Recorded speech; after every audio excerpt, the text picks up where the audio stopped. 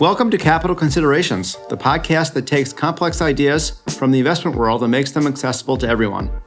I'm your host, Tony Roth, Chief Investment Officer of Wilmington Trust. This is the first of two episodes where we shine the spotlight on China, which is front and center on the world stage today. Part one will cover China's ascendancy over the last 4 decades and the pressures those in President Xi Jinping's administration face to sustain and even exceed its high historical growth rate. Here to talk with us today, I'm very pleased to welcome Dr. Stephen Roach, a senior fellow at Yale University's Jackson School of Global Affairs and a senior lecturer at the Yale School of Management. Stephen was previously the chairman of Morgan Stanley Asia and the firm's chief economist. Stephen has authored a number of pieces on the Chinese-American relationship, including most recently a book entitled Unbalanced: The Codependency of America and China. Stephen is also a voice in the industry that I have followed very closely over the years. We're so excited to have you here today, Stephen, and thank you for joining us. Thank you very much, Tony. Really a privilege to get to chat with you about this topic in particular, because it is such an interesting topic and such a timely topic. So today's first episode is going to focus on the past, and the second episode is going to focus on where we're going in terms of the specific relationship between the U.S. and China. But in terms of the past, we're going to focus on China itself. So let's start off with level setting for the audience. China has been on the rise on the global stage since the 1970s. It's exceeded Japan as the world's second largest economy. And by certain measures, including purchasing power parity, which is one, Stephen, that I know that you've cited in many cases, it actually exceeds the U.S. As the largest economy in the world. So I guess the starting point is just how extraordinary is this success story compared to growth trends we've seen out of other emerging economies? Well, Tony, we've never seen a development story unfold with both the scale and the speed that China has been able to pull off since the late 1970s.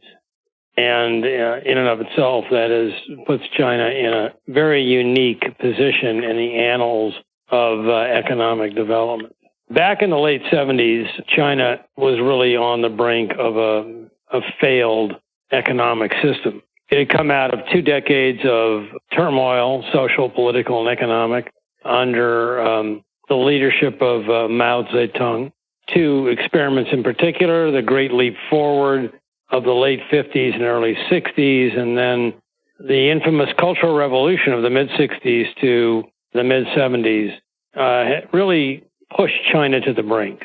When Mao died in 1976, there was a leadership struggle, and out of that struggle emerged a small man with a big vision, Deng Xiaoping, who was very taken with the notion that China had to figure out a way to grow and do it quickly, or the system that had been formed under great cost during the revolution of the 1940s would not survive.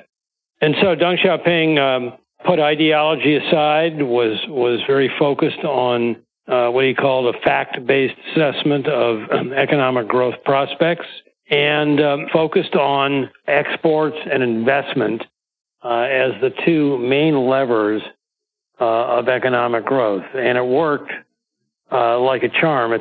Beginning in the early 1980s, China experienced 30 years of 10% growth.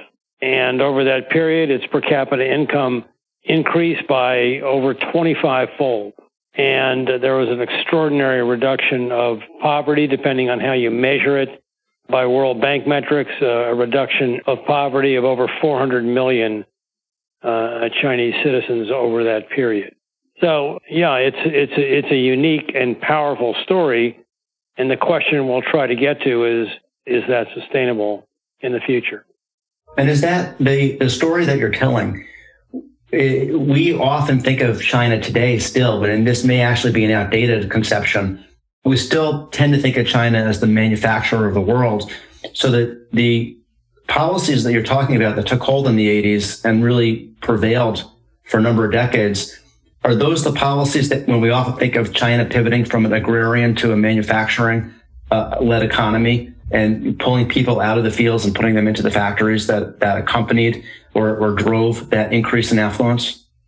The manufacturing prowess of Chinese workers and managers and the state-owned apparatus certainly was a critical trigger to this development miracle. And that manufacturing base was absolutely essential, as you alluded to absorb the relatively impoverished surplus labor that was residing mainly in the Chinese countryside. But, today China is still the world's largest manufacturer, but increasingly its manufacturing has moved from low value added, shoes and clothing, to just name a couple of the more popular items, to increasingly high value added in technology equipment, capital goods, motor vehicles, and the like.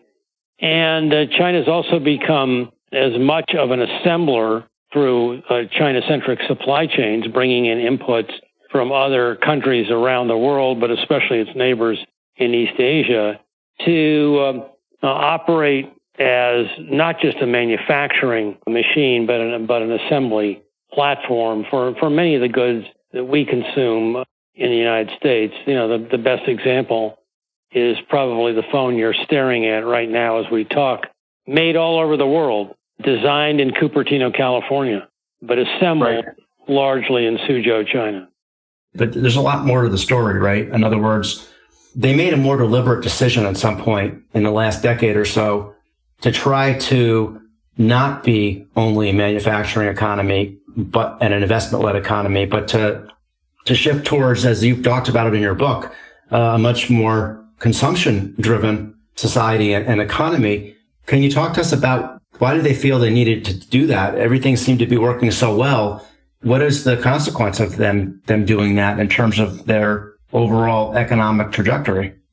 Well, you're alluding to what I have written about for years is largely a pivotal moment in the evolution of the Chinese economy that I would date specifically to March of 2007.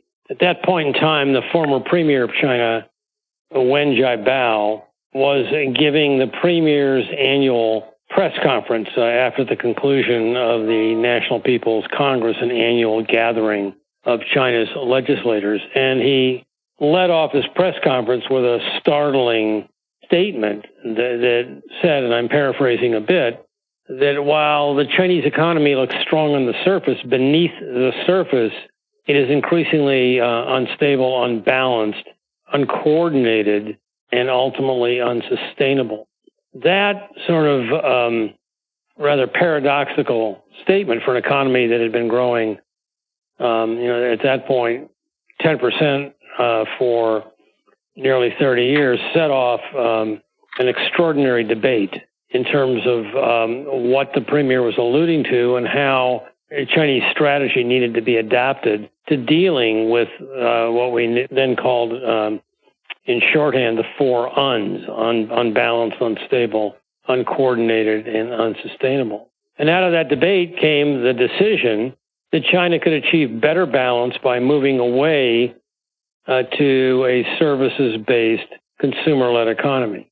And that's been the focus of the Chinese rebalancing story for the years that have followed. But it all began with almost a self-critical statement by former Premier Wen Jiabao in 2007.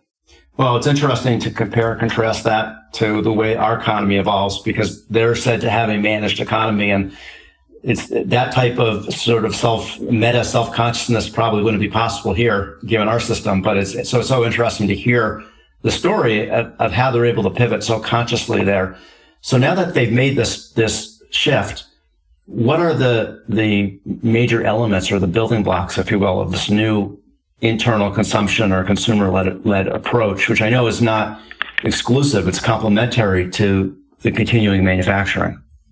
Well, I think that's right. You can't, they're not looking to flip a switch and go from one economy to another. Again, the word is balance, as a response to the diagnosis by Premier Wen as unbalanced. So they do want a blend of both the earlier approach and a newer approach. There are three building blocks to any consumer society, and China is not an exception to this, in my opinion. One is more jobs, and they're doing this by shifting economic support to their services sector, which is relatively undeveloped, and early-stage services are a very worker or labor-intensive endeavor. Two, boosting real wages, and they're doing this by shifting workers and their families from rural areas to urban areas where the income differential is 2.5 to 3 times in the urban areas. And then the third one is dealing with what had been a relatively poor social safety net in terms of health care and retirement to better enable Chinese families, when they get the new income through jobs and urbanization, to have the confidence to spend it. In terms of assessing their progress on the road to consumption-led growth, they've been pretty good at services and at urbanization, but they have been deficient in really addressing these safety net issues. And, certainly the health crisis that China and others, including the United States, are facing in this COVID environment underscore the serious impacts that an inadequate safety net can have on consumer societies. I think it's interesting to pause from the economic story and just think about the political story, because I think that it's going to be relevant in our second episode when we think about the pressures that are on the political apparatus in China.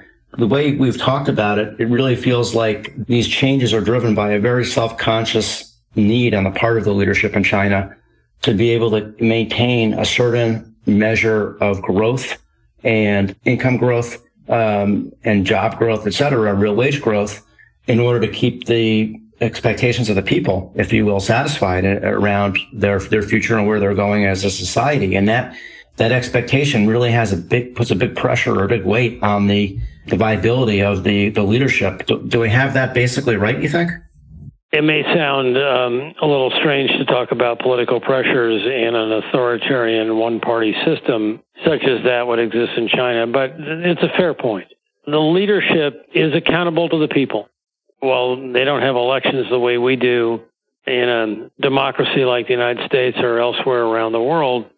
When there's a problem on the growth front, the leadership is held accountable for that. There have not been problems on the growth front since the days of Deng Xiaoping in the late 1970s. But if and when the day comes where there's a major protracted shortfall of economic growth, I think that will be a very disturbing development for the credibility and support of the Chinese leadership, to say nothing of the stability of the governing political apparatus, the Chinese Communist Party. So stability and growth are everything for the legitimacy of the party and holding the reins of power. Xi Jinping, the current leader of China, has no different than his predecessors in recognizing his responsibility to deliver the type of growth that the sustainable leadership model of the party requires. And while growth has slowed in recent years, in part because of shocks around the world, the global financial crisis, and now this horrific crisis associated with the COVID pandemic, there's a lot of appreciation within China for the fact that these are circumstances beyond China's control. But if growth were to slow because of a political misadventure, an accident in terms of wrong policies, wrong strategies, corruption, or other measures that leaders might be accountable for, then the political feedback loop would really become much more problematic than it has been in China since the days of Deng Xiaoping. So we talked about these different purposeful chapters of the economic development of China that are very purposefully designed and executed by the leadership. We had this very purposeful manufacturing stage. And then we pivoted to complement that as that became more advanced with the consumption, increase of jobs and real wages, et cetera. And it feels like under the ascendancy of Xi Jinping that there's a third chapter. Now, this may be amplified in some unfair way by the media here in the U.S. in light of the relationship and the tension, the political tension with the U.S. and China.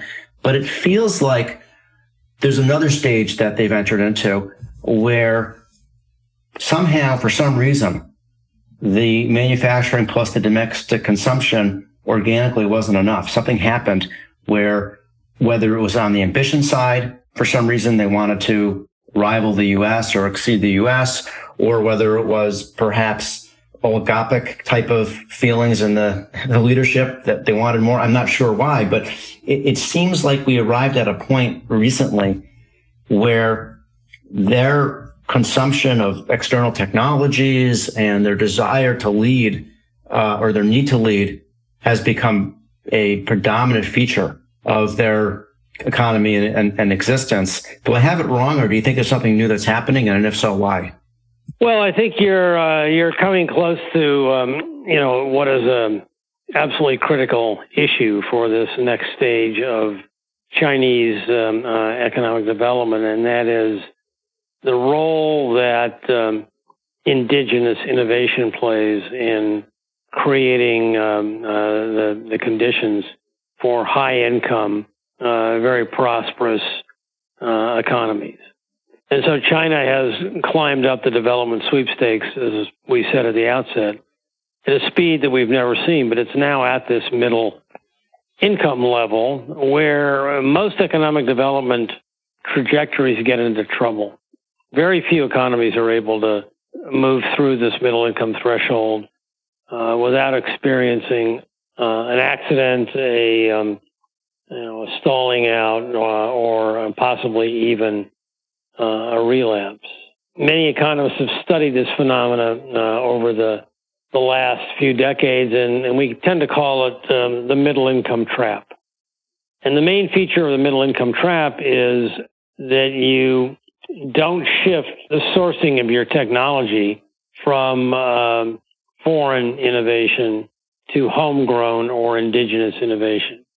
So China knows this, its leadership knows this. They've studied this very carefully, and the push to homegrown or indigenous innovation is really central to China's very ambitious growth aspirations over the next 30 years. And I think, actually they're making excellent progress, not without pushback from the rest of the world, especially the United States. Areas like e-commerce, fintech, life sciences, AI, and many of their new generation technology industries. The progress they've made has been nothing short of astonishing over the last 7 or 8 years. And this is central to whether or not China can take it to the next level. Let me just ask you one last question, just to dig a bit deeper on this final point, because it seems to me that it's a bit of a fine line between what you refer to as sort of homegrown innovation versus potentially one might think of as appropriation of innovations or technologies from other countries. And so when you think about what's happened in China to date, has it been primarily a story of China being able to advance its own internal capabilities around creation and innovation, or has it been a story of appropriation of other people's ideas and thoughts? And that's where I think, at least on this superficially, other countries, including the U.S., seem to be more upset.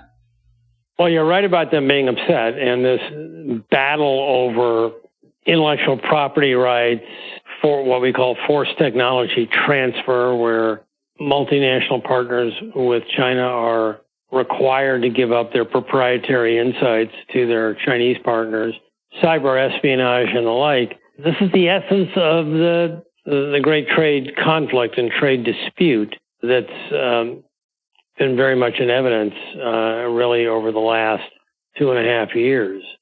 In March of 2018, the U.S. Trade Representative Robert Lighthizer published a detailed 182-page report charging China with serious array of unfair trading practices.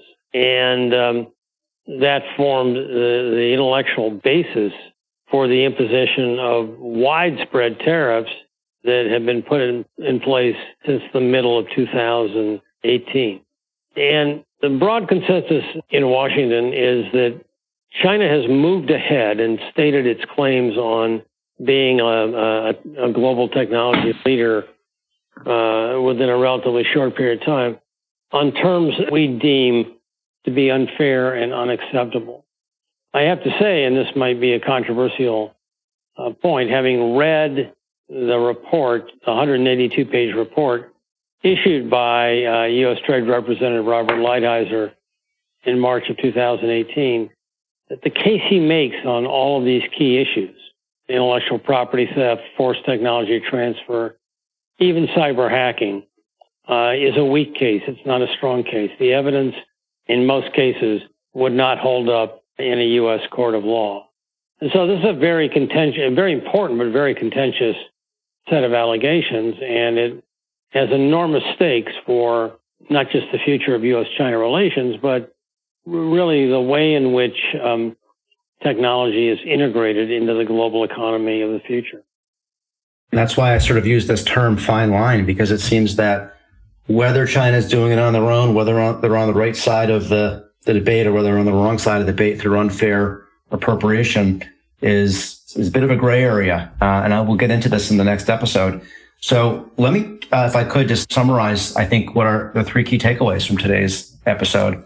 First is that China's rapid growth since the 1970s is really quite unique among developed stories in the emerging world, and really owing largely to their very effective managed economy and their focus on exports and manufacturing in the early stage of this growth explosion that they've had. This is the second takeaway. The continuation of this growth story has been dependent on the ability of the Chinese economy to shift towards a more domestic consumption-based economy, one with higher real wages, one with more organic internal technology creation and development. And they've largely succeeded with that. And then last is the Chinese leadership is looking to leverage their economic power now on the world stage and is really setting up confrontations. I would like to say potential confrontations, but a lot of these confrontations, as we know, with the U.S. are now very present, and that it's going to be very critical in understanding how they play out to see where the line is drawn between the fair and the unfair use and development of technology. So we look forward to exploring these ideas in our second episode. So I want to thank you, Stephen, again for all your great thoughts today. Thank you, Tony.